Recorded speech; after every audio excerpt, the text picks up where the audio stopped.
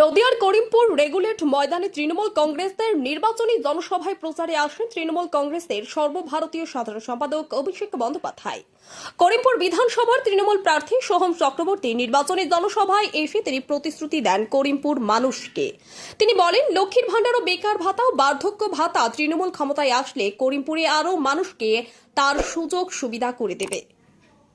তিনি বিজেপির সমরেন্দ্রনাথ ঘোষের উদ্দেশ্যে বলেন, হেরো প্রার্থী যতবার দাঁড়াবে তৃণমূল ততবার তাকে হারাবে। নির্বাচনী জনসভার আগে হেলিপ্যাডে অভিষেক বন্দ্যোপাধ্যায় নামেন ও সভার শেষে রানাঘাটে সভার উদ্দেশ্যে রওনা হন। করিমপুর থেকে অর্ধেন্দু মালাকারের রিপোর্ট, খবরের দর্পণ। এখানে 2016 সালে মহুয়া মৈত্র জিতেছিলেন, পরবর্তীকালে 21 সালে বিমলেন্দুদা জিতেছিলেন। তার আগে বাই ইলেকশন হয়েছিল 19-এ, তখনও বিমলেন্দুদা জিতেছিলেন। 3 বার তৃণমূল কংগ্রেসকে আপনারা জিতিয়ে আশীর্বাদ করেছেন। চতুর্থবার চৌঠা মে মমতা ব্যানার্জি বাংলার মুখ্যমন্ত্রী হবে, আর চতুর্থবার করিমপুর থেকে তৃণমূল জিতবে। এখানে যিনি প্রার্থী হয়েছেন 2016 সালে তিনি তৎকালীন সিপিএম এর প্রার্থী ছিলেন এবং মহুয়া মৈত্রর কাছে হেরেছিলেন। 21-এ বিজেপির প্রার্থী হয়েছিলেন, হেরেছিলেন।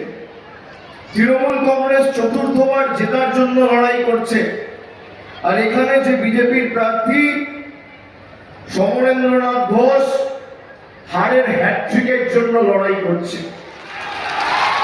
একবার নয়, দুবার নয়, 3 বার নয়, যতবার দাঁড়াবে ততবার হারবে।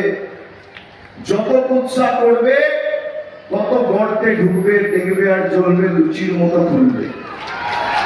আপনারা যে কৃতজ্ঞতা দিনে আমাদের আজকে আপন করে নিয়েছেন, এখানে সোহম জিতবে, মহুয়া মৈত্র আছে, সাংসদ আবু তাহের খান আছে, অন্যান্য প্রার্থী যারা আছে তাদেরকেও আমি পরে ডাকবো।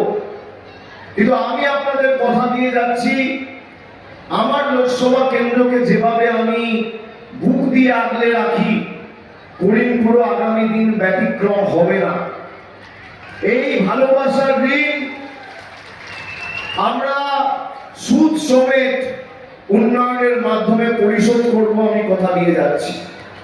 সহকর্মী পঞ্চায়েত সমিতির সভাপতি ছিল দুবারের জেলা পরিষদের কর্মাধ্যক্ষ দিলীপ পোদ্দার।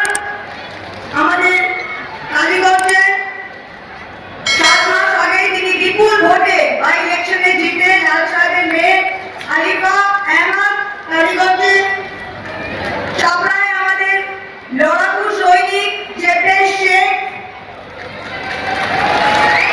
আমাদের দলের নদিয়া জেলার চেয়ারম্যান রূপবানুর রহমান এবার পলাশীপাড়া কেন্দ্রে দাঁড়িয়েছেন, এবং কৃষ্ণগড় উত্তরে সোমনাথ দত্ত।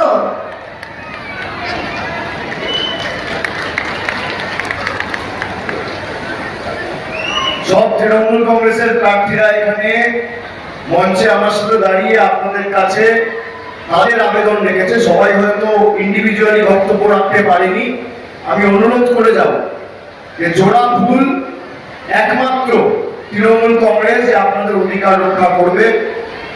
আগামী দিন আপনাদের ভোটাধিকার থেকে শুরু করে উন্নয়নের যা কর্মকাণ্ড যদি কোনো পার্টি করে, বিগত দিনেও তৃণমূলকে দেখেছেন, আগামী দিনেও তৃণমূল করবে।